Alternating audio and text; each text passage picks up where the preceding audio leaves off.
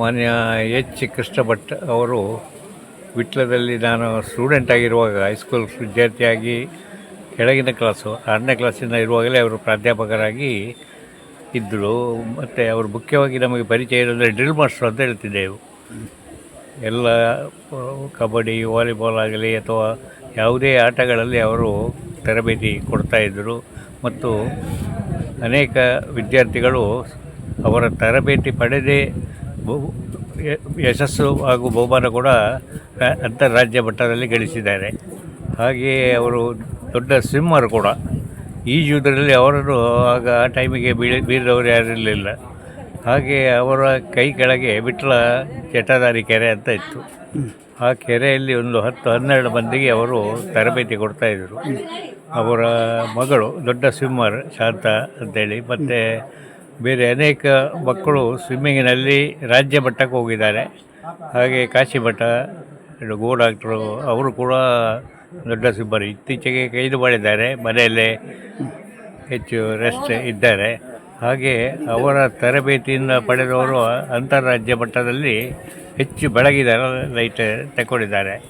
ಹಾಗೆ drill master ಅಂತೇಳಿ ಹೇಳೋದು ಮಾತ್ರ ಅಲ್ಲ, ಬೇರೆ ಪಾಠಗಳನ್ನು ಮಾಡ್ತಿದ್ರು. ಡಿ ಟಿ ಪಾಠ, ಮೋರಲ್ ಸೈನ್ಸ್ ಅಥವಾ ಬೇರೆ ಕ್ಲಾಸಿಗೆ ಬಂದು ನಾಟಕದಲ್ಲಿ ಮಾಡ್ತಿದ್ರು. ಬಹುಮಾನ ವಿತರಣೆಗೆ ಹಾಗೂ ಡ್ಯಾನ್ಸ್ ಸ್ಕೂಲ್ ಡೇಯಲ್ಲಿ ನಾನೇ ಅವರ ಗೈಡೆನ್ಸಲ್ಲಿ ಡ್ಯಾನ್ಸ್ ಕಲಿತು ಮಾಡಿದ್ದು ಇದೆ.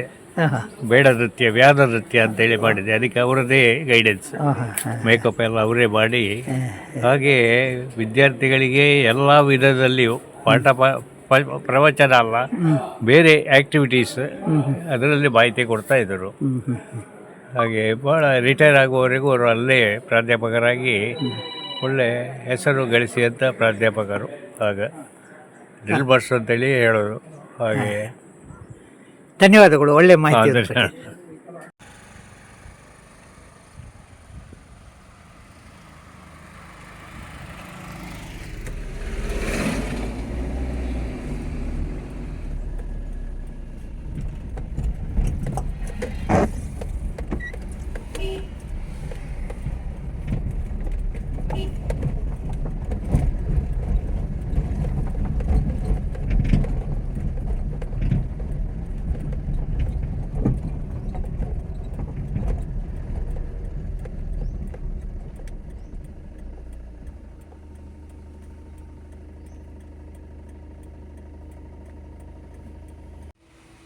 ನಾನು ಚಂದ್ರಶೇಖರ್ ಏತರ್ಕ, ದಕ್ಷಿಣ ಕನ್ನಡ ಜಿಲ್ಲೆಯ ವಿಟ್ಲಕ್ಕೆ ಬಂದಿದ್ದೇನೆ.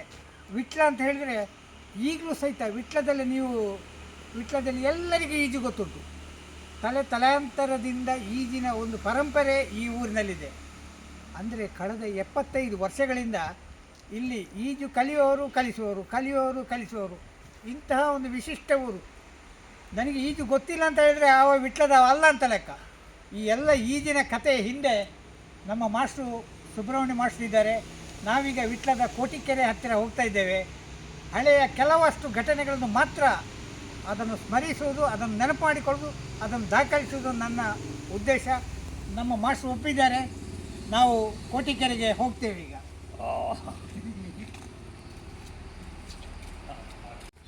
ನೀರು ಓವರ್ಫ್ಲೋ ಇಲ್ಲ ಈಗ. ಹಾಂ.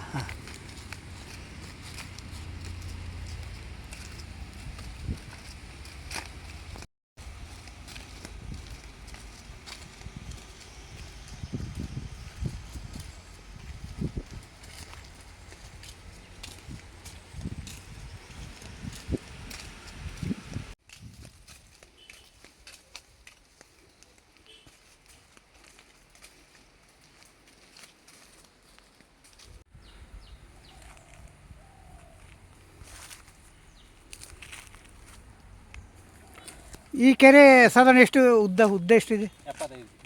75 ಮೀಟರ್. ಹಾಂ, 23 ಮೀಟರ್ ಆಗಲ್ಲ. 20 ಮೀಟರ್ ಆಗಲ್ಲ. ಡೆಪ್ತ್ 12-13 ಫೀಟ್ ಉಂಟು. ಫುಲ್ ನೀರು 20, ಉದ್ದ ಸಾಧಾರಣ 75. ಇದಕ್ಕೆ ಕೋಟಿಕೆರೆ ಅಂತ ಹೆಸರಲ್ಲ, ಮತ್ತೆ ಬೇರೆ ಜಟಾಧಾರಿ ಹಾಗೇನಿಲ್ಲ? ಜಟಾಧಾರಿದು ಅಲ್ಲಿ ಅರಮನೆಗೆ ಸಂಬಂಧಪಟ್ಟದ್ದು. ಅದು ಬೇರೆ ಅಲ್ಲ? ಹೌದು, ಕೋಟಿಕೆರೆ ಇದು ಕೂಡ ಅರಮನೆಗೆ ಸಂಬಂಧಪಟ್ಟ ಅರಮನೆ ನ್ಯಾಷನಲ್ ಸ್ವಿಮ್ಮರ್. ಹೌದಾ? ಹಾಂ, ಮಳೆಗಾಲದಲ್ಲಿ ಕೆರೆಗೆ ಇದು ಕೋಟಿ ಕೆರೆ ಅಂತ ಇದರ ಹೆಸರು.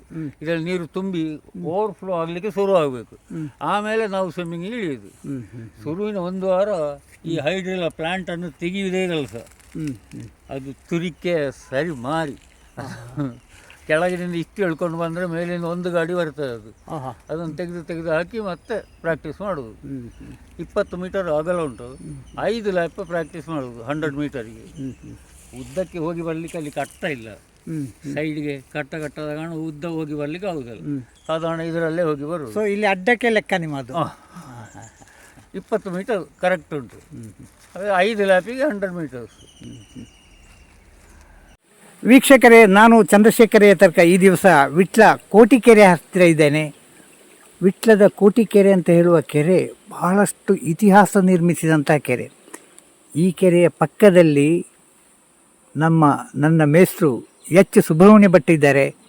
ಸುಬ್ರಹ್ಮಣ್ಯ ಮಾಸ್ಟ್ರು, ನಮ್ಮ ಮಾಸ್ಟ್ರು ಅಗಾಧವಾದಂಥ ಸಾಧನೆ ಮಾಡಿದಂಥ ಒಬ್ಬರು ಅಧ್ಯಾಪಕರು.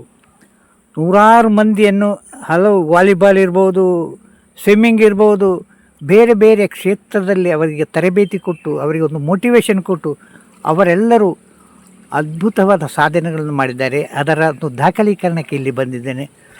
ಸರ್, ಈ ಒಂದು ಕೋಟಿಕೆರೆಯ ಇತಿಹಾಸ, ಇಲ್ಲಿ ಅರಳಿದಂಥ ಪ್ರತಿಭೆಗಳು, ಈ ರಂಗದಲ್ಲಿ ಆ ಪ್ರತಿಭೆಗಳ ಅರಳಲಿಕ್ಕೆ ಯಾರೆಲ್ಲ ಸಹಕಾರ ನೀಡಿದರು, ಯಾರು ಮೋಟಿವೇಶನ್ ಮಾಡಿದರು, ಯಾರು ತರಬೇತಿ ಮಾಡಿದರು, ಆ ವಿಷಯನ ನಿಮ್ಮ ಹತ್ರ ಕೇಳಲಿಕ್ಕೆ ಭಾಳ ಉತ್ಸುಕನಾಗಿದ್ದೇನೆ.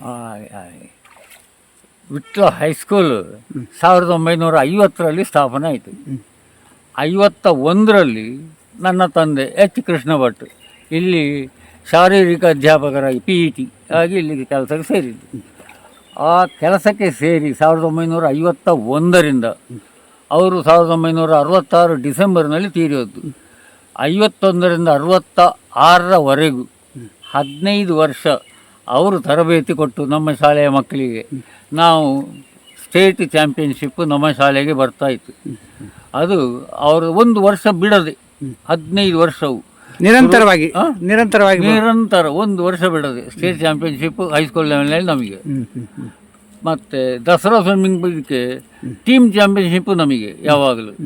ಆಗ ಸೀನಿಯರ್ಸು ಜೂನಿಯರ್ಸ್ ಎಲ್ಲ ಇತ್ತು, ಹೈಸ್ಕೂಲ್ ಸ್ಟೂಡೆಂಟ್ಸು ನಾವೆಲ್ಲ ಇದ್ವಿ, ಮತ್ತು ಸೀನಿಯರ್ಸು ಬೇರೆ ಎಲ್ಲರೂ ಇದ್ದರು.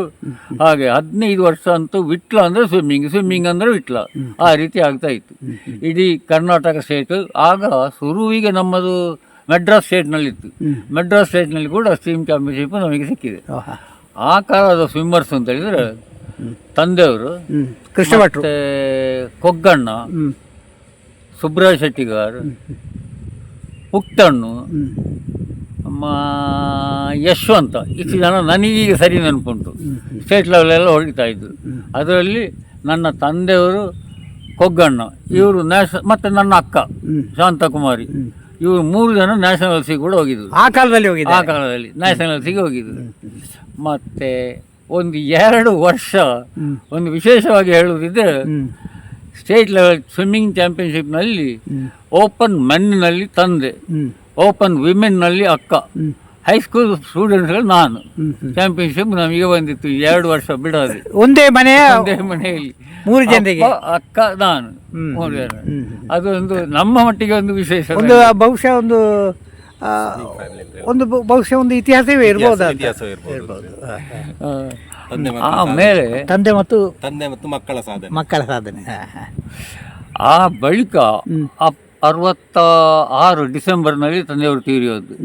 ಆಮೇಲೆ ಅವರ ವಿದ್ಯಾರ್ಥಿಯೇ ಆಗಿದ್ದ ಶ್ರೀಮಾನ್ ಸುಬ್ರಾಯ ಶೆಟ್ಟಿಗಾರು ಅವರು ನಮ್ಮ ಶಾಲೆಗೆ PET ಆಗಿ ಸೇರಿ ಅವರು ಕೋಚಿಂಗ್ ಸುಮಾರು. ಅವರು ಕೂಡ ಹಾಗೆ ಅವರು ಬಂದ ಮೇಲೆ ಸಾಧಾರಣ ಒಂದು 20 ವರ್ಷ ಸಾಮಾನ್ಯವಾಗಿ ಚಾಂಪಿಯನ್ಶಿಪ್ ನಮಗೆ ಸ್ಟೇಟ್ ಲೆವೆಲ್, ಸಾಧಾರಣವಾಗಿ ಹೈಸ್ಕೂಲ್ ಮಟ್ಟದ್ದು. 1-2 ಸ್ವಲ್ಪ ಬಂದರೆ ಈಗ ಬೇರೆ ಕಡೆ ಎಲ್ಲ ಸ್ವಿಮ್ಮಿಂಗ್ ಪೂಲ್ ಓಪನ್ ಆಯಿತು. ಆ ಕಾಲದಲ್ಲಿ ಇಲ್ಲ. ಇಡೀ ದಕ್ಷಿಣ ಕನ್ನಡಕ್ಕೆ ಸ್ವಿಮ್ಮಿಂಗಿಗೆ ಇದುವೇ ಕೇಂದ್ರ ಬಿಂದು. ಇಲ್ಲೇ ಇರಲಿಲ್ಲ. ಮಂಗಳೂರಲ್ಲಿ ಇಲ್ಲ, ಮಂಗಳೂರಿನಲ್ಲಿ ಕೂಡ ಇರಲಿಲ್ಲ.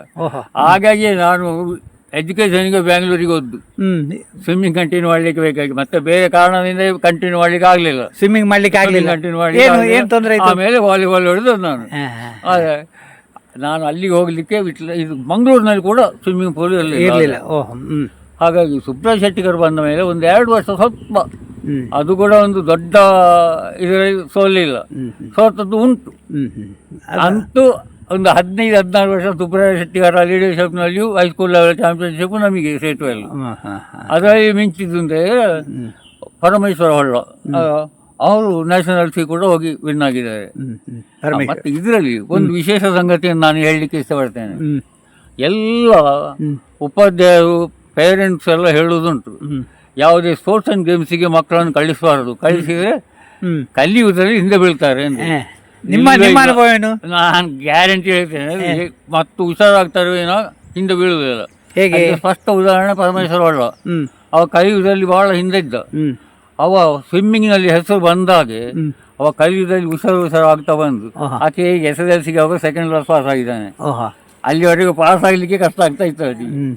ಸೊ ಅದು ನಮ್ಮ ಎಲ್ಲ ಪ್ರತಿಭೆಗಳನ್ನು ಉತ್ಕೃಷ್ಟ ಮಟ್ಟಕ್ಕೆ ತಕೊಂಡು ಹೋಗ್ತದೆ. ಮತ್ತೆ ಶಾರೀರಿಕ ಎಕ್ಸಸೈಸ್ ಸರಿಯಾಗಿದ್ದರೆ ಅದು ದಂಡಿಸುವುದಲ್ಲ, ಎಕ್ಸಸೈಸ್ ಸರಿಯಾಗಿದ್ದರೆ ಮೆಂಟಲ್ ಕೂಡ ಶಾರ್ಪ್ ಆಗ್ತದೆ, ಕಲಿಯುವುದರಲ್ಲಿ ಕೂಡ ಹುಷಾರಾಗ್ತಾನೆ, ಗ್ಯಾರಂಟಿ. ಆಮೇಲೆ ಅವರು ಸುಬ್ರಾಯ ಶೆಟ್ಟಿಗಾರ್ ತೀರಿ ಹೋದ ಮೇಲೆ ಒಂದು ವಿಶೇಷ ತಪ್ಪಕಡಪ್ಪ ಅಂತೇಳಿ ಸ್ವಿಮ್ಮಿಂಗಲ್ಲಿ ಬರ್ತಾ ಇತ್ತು, ಅಂತ ವಿಶೇಷ ಮತ್ತೆ ಬರಲಿಲ್ಲ. ಮತ್ತು ಈಗ ಪುತ್ತೂರಿನಲ್ಲಿ ಸ್ವಿಮ್ಮಿಂಗ್ ಪೂಲ್ ಆಯಿತು. ಪುತ್ತೂರಿನಲ್ಲಿ ಸ್ವಿಮ್ಮಿಂಗ್ ಪೂಲ್ ಆದಮೇಲೆ ಈಗ ನಮ್ಮ ಕೆಲವರು ಪ್ರತಿಭೆಗಳು ಮೇಲೆ ಬರ್ತಾ ಉಂಟು. ಈಗ ಉದಾಹರಣೆಗೆ ಅದೇ ಒಬ್ಬ ಹುಡುಗ, ಇವರ ಹೆಸರೇನು ಹೇಳಿ? ಚರಿತ್ ಅಮೀನ್. ಇವರ ಬಗ್ಗೆ ಹೇಳಿ, ಏನು ಸಾಧನೆ? ಇವ ವಿಠಲ್ ಜೇಸಿಸ್ ಆಂಗ್ಲ ಮಾಧ್ಯಮ ಸ್ಟೂಡೆಂಟ್, ಈಗ 9th ಸ್ಟೂಡೆಂಟ್. ಇವ 5ನೇ ವರ್ಷದಿಂದ ಇಲ್ಲಿ ಸ್ವಿಮ್ಮಿಂಗ್ ಸ್ಟಾರ್ಟ್ ಮಾಡಿದ್ದಾನೆ. ಇದೇ ಕೋಟಿಕೆರೆಯಲ್ಲಿ ನಾನೇ ಕಲಿಸಿದ್ದು, ನಾನೇ ಅವನಿಗೆ ಗುರು, ತಂದೆಯೂ ಹೌದು ಗುರು ಹೌದು ನಾನೇ. 5ನೇ ವರ್ಷದಿಂದ ಇವನಿಗೆ ಸ್ವಿಮ್ಮಿಂಗ್ ಕಲಿಸಿದ್ದೇನೆ. ಸಾಧಾರಣ 10 ದಿನದಲ್ಲೇ ಇಲ್ಲಿಂದ 25 ಮೀಟರ್ ಕಂಪ್ಲೀಟ್ ಮಾಡಲಿಕ್ಕೆ ಸ್ಟಾರ್ಟ್ ಮಾಡಿದ್ದಾನೆ. ಹಾಗೂ ಅಷ್ಟೊತ್ತಿಗೆ ನಮ್ಮ ಗುರುಗಳು ಆವಾಗಲೇ ಬೆನ್ನು ತಟ್ಟಿಗೆ ಸ್ಟಾರ್ಟ್ ಮಾಡಿದ್ದಾರೆ, ಇವ ಮುಂದಕ್ಕೆ ಒಂದು ಪ್ರತಿಭಾವಂತ ವಿದ್ಯಾರ್ಥಿ ಆಗ್ತಾನೆ ಅಂತ. ಅದೇ ರೀತಿ 3ನೇ ಕ್ಲಾಸಿನಲ್ಲಿರುವಾಗ ಸ್ವಿಮ್ಮಿಂಗ್ ಕಾಂಪಿಟೇಷನ್ ಸ್ಟಾರ್ಟ್ ಮಾಡಿದ್ದಾನೆ. 6ನೇ ವರ್ಷದಿಂದ ಅಂದರೆ 6th ಸ್ಟ್ಯಾಂಡರ್ಡಿಂದ ಡಿಸ್ಟ್ರಿಕ್ಟ್ ಲೆವೆಲ್ ಚಾಂಪಿಯನ್, ರಾಜ್ಯ ಮಟ್ಟಕ್ಕೆ ಆಯ್ಕೆ ಕಂಟಿನ್ಯೂ. ಈಗ 6, 7, 8, 9 4 ವರ್ಷದಲ್ಲಿ ಕೂಡ 7ನೇಯಲ್ಲಿ ಕೂಡ ಡಿಸ್ಟ್ರಿಕ್ಟ್ ಚಾಂಪಿಯನ್, 8ನೇಯಲ್ಲಿ ಸ್ಟೇಟಲ್ಲಿ 2 ಗೋಲ್ಡ್ ಮತ್ತು 2 ಸಿಲ್ವರ್ ಮಾಡಿ ನ್ಯಾಷನಲ್ಗೆ ಪಾರ್ಟಿಸಿಪೇಟ್ ಮಾಡಿದ್ದೇನೆ. ಗುಜರಾತ್ ರಾಜ್ಕೋಟ್ನಲ್ಲಿ ಪಾರ್ಟಿಸಿಪೇಷನ್ ಮಾತ್ರ ಏನಿಲ್ಲ. ಈ ಸಲ ಕೂಡ ಹಾಗೆ ಸ್ಟೇಟ್ ಲೆವೆಲ್ ಚಾಂಪಿಯನ್. ವಾಪಸ್ ಈ ಸಲ ಒಂದು ಪಿನ್ ಸ್ವಿಮ್ಮಿಂಗ್ ಅಂತ ಬಂತು ಮಂಗಳೂರಲ್ಲಿ, ಅದು ನ್ಯಾಷನಲ್ ಲೆವೆಲ್. ಅದರಲ್ಲಿ ಒಂದು ಬ್ರಾನ್ಸ್ ಹೊಡೆದು ನ್ಯಾಷನಲ್ ಅಚೀವರ್ ಈ ಸಲ. ಸೊ ಈ ಕೆರೆ ಬಗ್ಗೆ ಈಗಲೂ ಇದು ಸಿಂಹಸ್ಥಗಳಿಗೆ ಒಂದು ಸ್ಫೂರ್ತಿಯ ಕೆರೆ. ಇದೊಂದು ಸ್ಫೂರ್ತಿ ಎಲ್ರಿಗೂ. ಅಂದರೆ ವಿಟ್ಲದ ಕೇಂದ್ರ ಬಿಂದು ಅಂದರೆ ಕೋಟಿಕೆರೆ ಅಂತ ಹೇಳ್ಬೋದು. ಸಾಧಾರಣ ಆಲ್ಮೋಸ್ಟ್ ಕೋಟಿಕೆರೆ ವಿಷಯ ತಿಳಿಯದವರು ಯಾರಿಲ್ಲ. ಸಾಧಾರಣ ಮಳೆಗಾಲ ಸ್ಟಾರ್ಟ್ ಆಯ್ತಂದ್ರೆ ಜೂನ್ನಿಂದ ನಿರಂತರವಾಗಿ ಅಕ್ಟೋಬರ್ ನವೆಂಬರ್ವರೆಗೆ ಎಲ್ಲ ಯಾರು ಕೂಡ ಬಂದು ಸ್ವಿಮ್ಮಿಂಗ್ ಮಾಡಿ ಹೋಗ್ತಾರೆ. ಇಲ್ಲಿ ಯಾವುದಕ್ಕೆ ರಿಸ್ಟ್ರಿಕ್ಷನ್ ಇಲ್ಲ.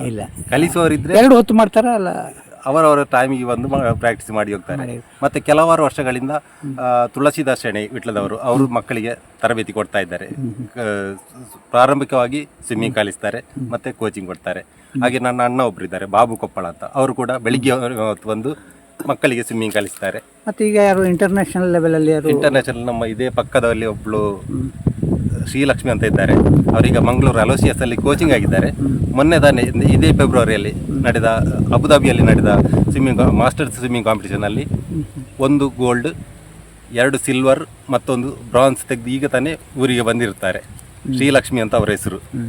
ಈಗ ಮೊನ್ನೆ ಇದರಲ್ಲಿ ಏಜ್ ಲೆವೆಲ್ನಲ್ಲಿ ಇದು ಎಲ್ಲಿ ಅದು ಮೊನ್ನೆ ಅಬುದಾಬಿ, ಅಲ್ಲಿ ಚಾಂಪಿಯನ್ಶಿಪ್ ಕೂಡ ಹೊಡೆದಿದ್ದಾರೆ ಶ್ರೀಲಕ್ಷ್ಮಿ. ಸೊ ಇಲ್ಲಿ ಒಂದು ಸ್ವಿಮ್ಮಿಂಗ್ ಪರಂಪರೆ ಈಗಲೂ ಉಂಟು.